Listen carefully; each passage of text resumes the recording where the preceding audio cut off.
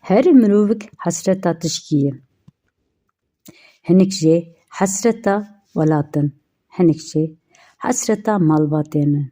Hinek jê hasreta evîniya nîvcûnin.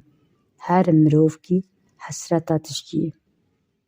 Ez hasreta malbata xwe welatê xwe me ji herdiya dûr ketime. Hasreta min a en mezin ew e. Ez hez dikim çêroka hezkirinê bi hasretê ji we re bi hezara bêjim. Migo çêroka her yekî bîna hevdûnîne. Çawa ku jiyana her kesî bîna hevnîne, hezkerîn û hêvî baweriya çêroka wan jî bîna hevdûnîne.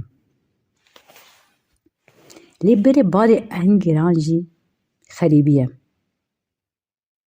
Xerîbî bi tenêhî mayî. Ji her tiştî dûrtir mayî.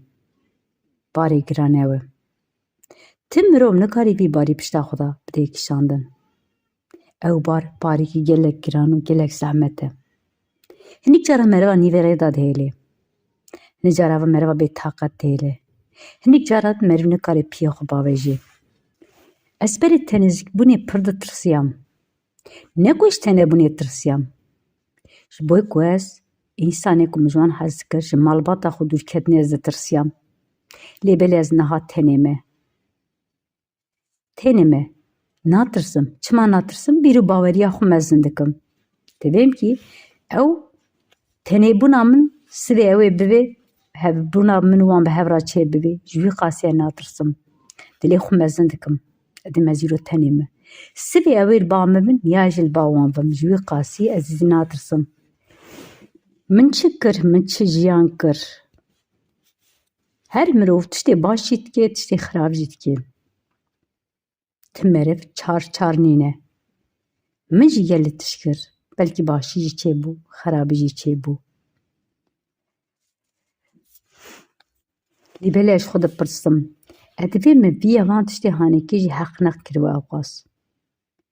Van tiştê ku hatî jiyan kirin vanan ne ji min re qeder bû. Ne bîrî bû, ne bawerî bû. Deme ku sarhetê her kesê birîndar dike. Li riyê te dikenin, li pişta te xencerê lê dixin. Xencerkî wisa lê dixin, birînê wî naye baş kirin. Tiştê zor zehmetî çi hûn zanin ev ê ku nêzî we ne. Ev ê ku wera jiyan dikin, ev ê ku wera par dikin, ev ê ku wera ser sofra ve din û wera xwarinê dixwin. Ew xenceraya mezin nava pişta we dixin. Ku hûn çixa dûr dikevin ez ew qe nexweş dikevim.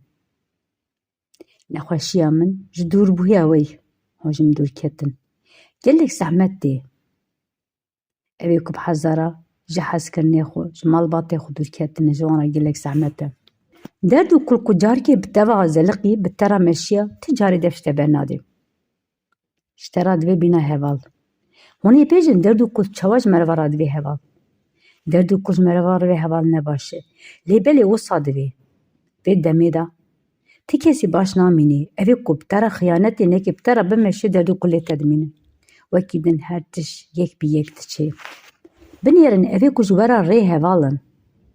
Ev ê ku ji we re hogirin. Binêrin. Ew bîlê we nîvê rê da dihêlin pişta xwe didin we diçin. Ka hetanî do hûn rê hevalê mivûn. Hûn heval û hogirê mivûn çibû hûn îro çûn. Ew bîle dev ji we berdin diçin. Ez wekî kaniya welat. Diherikim pêşiya min ti kes nikarê bigirî. Hûn dizanin di welat de kanî pirin. Diherikin. Pêşiya wan kaniya nayê girtin. İşte pêşiya derd û kula jî ti kes nikarê bigirî. Diherikî û diçî. Demdemekî wisa rihete bedî kesî guhdar nake. Tev hevdû bi saxî dikujî. Bi saxî dike mezera pişta xwe didê çê. Hinek li dû we belkî hêsirkî jî nabarînî. Lê belê hûn ana dibêjin ya me ji bo hezara hêsir barandî. Ew hezar kes jî ji bo we rowerî na hêsir jî nabarînî. Hêsî bile ji wan re pir giran tê. Ez divê malbata xwe re û malbatê we teva re ê ku tev dûrin. Me gelek bêriya we kirî. Em gelek ji we hez dikin. Lê belê bîro baweriya me hêviya me ku رو هەوێ یا ئەم وەرن باوە یا هەم وەری بامێ ئەم بڤە باوەڕ دکن وەکی دن هەر تشمەرە دوورە